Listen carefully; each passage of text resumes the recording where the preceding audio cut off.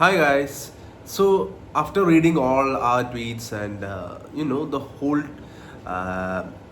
eat more protein thing from the whole Twitter X, health X community, at least some of you might have tried increasing the protein intake of your parents or grandparents, and the response you get from them might not be very encouraging. So I want to share you some reasons and some tips to help with this. Okay, so besides all the moral side and about eating non-veg, let's assume they are non-vegetarians as such. So the reason they don't, they have a hard time eating non-veg, say meat or chicken, is that there could be two reasons. One is it makes them terribly uncomfortable, and this is mainly because of low stomach acid.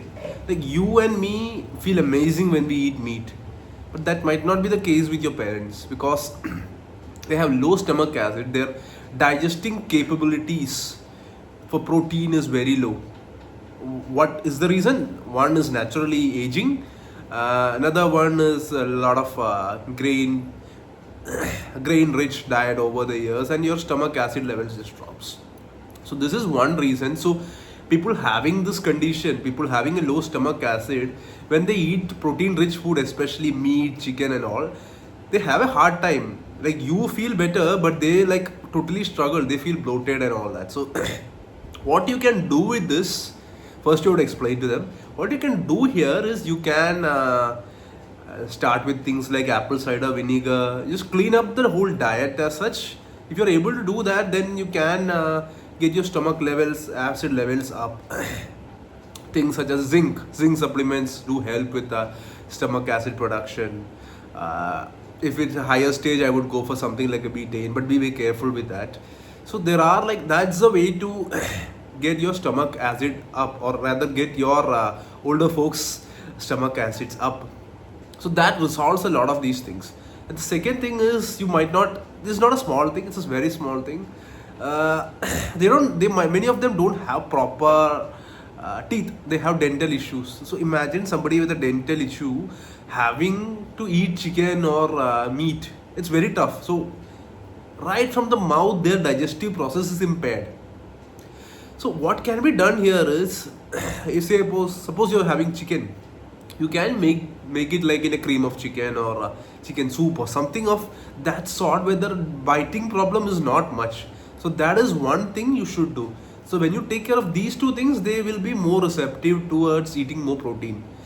And another thing, or the most important thing, to tell them in a nice way. Like we have older folks as clients, and we don't tell them like eat protein, eat this much, eat that much. Like that doesn't work. Just common sense. I've been doing certain thing. I've been living my life a certain way for say 60, 70 years. And some one day somebody is telling you what you have been doing all this time is wrong. Imagine that. Right? Nobody can take it. They won't accept it. Most of them won't accept it. So you have to be smart about it. You have to slowly make changes. Yes, some cases you need to use force, but mostly it's about tactically introducing more changes. Like instead of wheat, atta for roti, just buy some almond flour. If not, they're fully agreeing, just mix half and half. Just make the roti. It will taste enough like chapati, but it'll be enough, at least 50% reduction in carbohydrates. Like have more paneer in home, have more chicken. So in a soupy way. So use innovative ways to get them to do these things without actually forcing them. That's the key. Another important thing is just you guys have to support, right?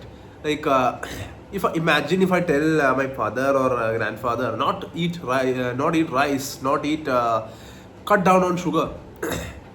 Cutting down on sugar, first you have to show them alternatives such as stevia or monk fruit or whatever the alternative. You have to tell them like, yeah, there are some alternatives. It's not bad, it's good. Right? That's one way. Another thing, you have to follow what they are following. I can't tell them to cut off sugar while I am gorging on sugar myself, right? You are, at least if you are living in the same house, you cannot do that. So you have to set the example and lead from the front. And we have seen this with clients also. The ones who are leading from the front have a greater impact with their parents also. Many times the son is the one or the daughter is the one who is doing the program with us, but later point the father or the mother is like, okay, chal, let me also want to try this, let me also give this a shot.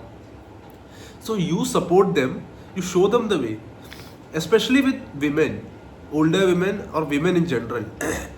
So older women, if you are giving them a particular diet, if you are asking them to eat a certain way, they think like they feel they are burden.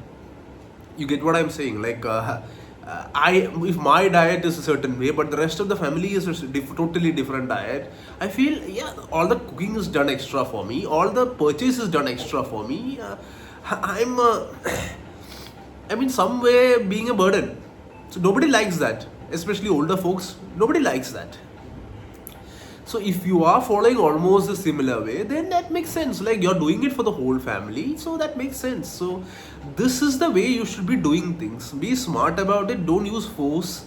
Yes, some places you need to use force. If they are not willing to take supplements, just tell them, okay, this is like a pill. You want to take supplements or you want to take a pill and get into the hospital. What do you prefer, staying in the hospital or staying happy at home? So this is how you do things. Be smart about it. Uh, Understand it's a psychological game. It's a psychological game, and try to do what is possible. Okay, don't aim for 50 grams carbs and 100 grams carbs. Like somebody who's having 300, 400 grams carbs, if you can get them to 150, call it.